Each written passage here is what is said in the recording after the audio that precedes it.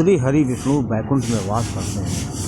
श्री नारद जी वैकुंठ की तरफ जा रहे हैं और एक से एक दरवाजे खुलते चले जा रहे हैं। वहाँ के दरवाजे सोने के हैं और वहाँ पे पहरेदार एकदम चौकन्ने खड़े रहते हैं। जैसे ही श्री नारद जी विष्णु जी के सामने जाते हैं, तुरंत नारद जी का सत्कार किया जाता है विष्णु जी के द्वारा। और श्री विष्णु जी कहते हैं, हे ईश्वर, बताइए आपका कैसे आगमन हुआ। आप जब भी आते हैं तो कोई न कोई कारण होता है। अब नारद जी कहते हैं विष्णु जी को कि आपसे तो कुछ छुपा नहीं है, आप सब जानते हैं मैं क्यों आया हूँ। तो श्री विष्णु भगवान कहते हैं, आप आज भी आए हैं तो किसी जन कल्याण की भावना को लेकर के आए हैं। तो श्री नारद जी कहते हैं, नारायण नारायण।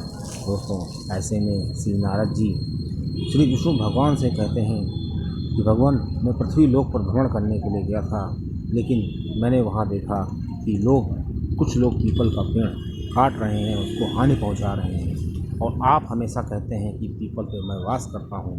पीपल बहुत ही पुण्य का पौधा है, उसकी पूजा करनी चाहिए, उसकी सेवा करनी चाहिए। लेकिन भगवान, पृथ्वी लोक पर लोग ऐसा कृत्य क्यों कर रहे हैं? कृपया हमको विस्तार से समझाइए। ऐसे में श्री विष्णु भगवान जी कहते हैं कि आपका प्रश्न बिल्कुल सही है।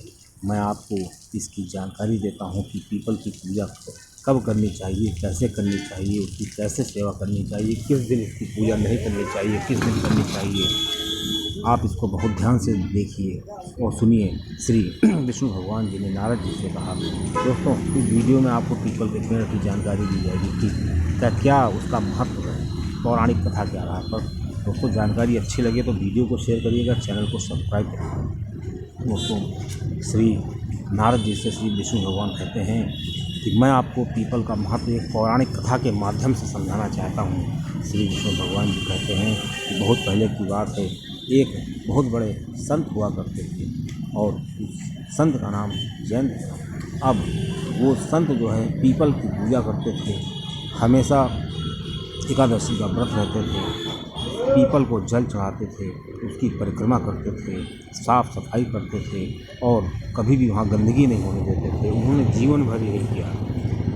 अब हुआ ये कि एक बार एक बहुत बड़ा राक्षस आया और वो साधु से कहने लगा, क्योंकि साधु एक जंगल में किनारे रहते थे, तो उस राक्षस ने साधु से कहा कि मैं तुमको खाना चाहता हूँ, तुम्हारा हष्ट पुष्ट शरीर जब मैं खाऊंगा तो मुझको मज़ा आ जाएगा। ऐसे में जो साधु होते हैं बिल्कुल डरते नहीं हैं। साधु से कहते हैं कि बताइए राक्षस, आपको क्या खाना है, आपकी मैं क्या सेवा कर सकता हूँ। और आपसे मिलकर मुझे बहुत खुशी हुई। जो राक्षस से देखता है ये साधु मुझसे डरा नहीं और ये तो मुझसे बातें करता चला जा रहा है। ऐसे में साधु सोचते हैं कि ये हमको क्या मारेगा, मेरे पास तो इतनी शक्तियाँ हैं, मैंने इतनी पीपल की पूजा की है। ऐसे में वो जो राक्षस होता है वो साधु से थोड़ा भय खाने लगता है कि ये इतना बोल रहा है तो ज़रूर इसके अंदर कुछ है। ऐसे में साधु जो होते हैं पीपल के पेड़ के पास उसको ले जाते हैं, कहते हैं, आइए श्रीमान, आप बैठिए, आपका स्वागत है और मैं आपके लिए आप मनपसंद चीज़ें लाता हूँ। जैसे ही वो राक्षस पीपल के पेड़ के नीचे आता है, तुरंत वो जल के भस्म हो जाता है। अब दोस्तों, क्या था, जैसे ही वो भस्म होता है उसके अंदर से एक मानव निकलता है, बहुत सज्जन पुरुष निकलता है। तब साधु कहते हैं, देखो, तुम्हारा जो पाप का शरीर था वो ख़त्म हो गया है और तुम्हारे अंदर से एक बहुत ही उज्जवल और मनोहर मनुष्य निकला है। दोस्तों, इसी प्रकार वो जो व्यक्ति होता है जो वहाँ से निकलता है, साधु को बहुत बहुत धन्यवाद देता है। अब दोस्तों, धीरे धीरे क्या होता है कि एक बार जो मृत्यु लोक है वहाँ से यमदूत आते हैं और यमराज उनसे कहते हैं कि जाओ उस जयंत नाम के आदमी को यहाँ पे ले आओ। अब वो जो यमदूत होते हैं वो जयंत नाम के आदमी मतलब उसी साधु के पास आते हैं, कहते हैं तुम्हारा बुलावा आ गया है, तुमको मेरे साथ चलना है। वो कहता है, मेरा क्या अपराध है, मेरी तो भी मृत्यु भी नहीं हुई है, तो मैं कैसे तुम्हारे साथ चल सकता हूँ। तो यमदूत कहते हैं, कुछ भी हो, बस यमराज ने तुमको बुलाया है। और वो उसको ज़बरदस्ती लेके चल देते हैं, वो भी उनके साथ चल देता है।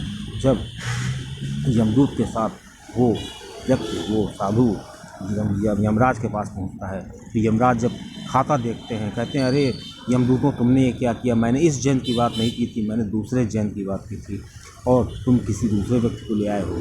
और मैं देख रहा हूँ जहाँ तक इस व्यक्ति के, इस साधु के जो परिवार वाले हैं बहुत ही रो बिलख रहे हैं, इसकी चिंता कर रहे हैं। तुम तुरंत जाओ पृथ्वी पर इसको छोड़ के आओ। अब ऐसे में वो जो साधु होता है, जो जयंत नाम का, जो जाता है यमलोक में यमदूत के सामने, वो यमदूत से कहता है मेरी यहाँ आने की बहुत इच्छा थी, मैं बाद में पृथ्वीलोक चला जाऊँगा। मैं जब यहाँ आया हूँ तो मैं ये जानना चाहता हूँ कि मृत्युलोक में कैसे लोग रहते हैं, मृत्युलोक में क्या यातनाएँ दी जाती हैं, मेरी इच्छा पूरी कीजिए। ऐसे में यमदूत कहते हैं ठीक है, तुमको मैं मृत्युलोक का नज़ारा दिखाता हूँ।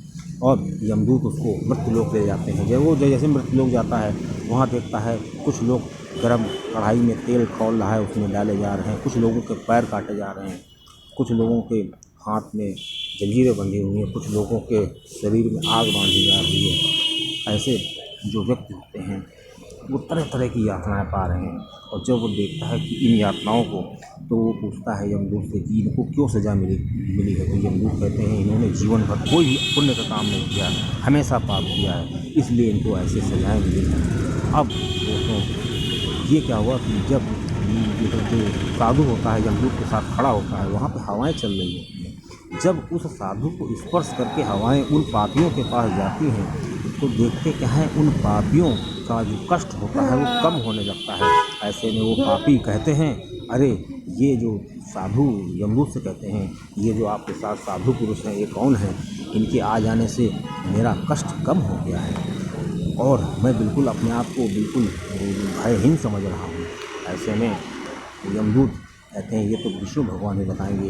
वो विष्णु भगवान के पास जाते हैं, विष्णु भगवान जी से पूछते हैं तो श्री विष्णु भगवान कहते हैं कि इस व्यक्ति ने, इस साधु ने, इस जयंत ने जीवन भर पीपल की पूजा की है, पीपल की सेवा की है, पीपल की साफ सफाई की है, इसलिए इसने इतना पुण्य अर्जित कर लिया है कि इसके आसपास की जो हवाएं होती हैं, इसके आसपास के जो लोग होते हैं वो भी पुण्य आत्मा पुण्य का अनुभव करने लगते हैं और उनके पाप नष्ट होने लगते हैं। दोस्तों ये महिमा है पीपल के पेड़ की। लेकिन वो जो साधु होते हैं वही नर्क में देखते हैं कि कुछ लोगों का दुख दूर हो गया और उनके पाप भी नष्ट हो गए उसके आने से, क्योंकि उसने पीपल की इतनी पूजा की थी कि उसके आ जाने से उस मृत्यु लोक में उस समय तप रहे जो लोग थे वो लगभग सभी के पाप नष्ट हो गए। लेकिन कुछ लोग ऐसे होते हैं थे वहाँ पे जिनके पाप अभी नहीं नष्ट हुए और वो उसी तरह यातना पा रहे हैं और उनकी यातनाएं और ज़्यादा हो गई। तब जो साधु होता है वो विष्णु भगवान से पूछता है कि आप ये बताइए कि जो ये लोग हैं, कुछ लोग बचे, इनका क्या हुआ। तो उन्होंने, विष्णु भगवान ने कहा इन्होंने पीपल को काटा था पिछले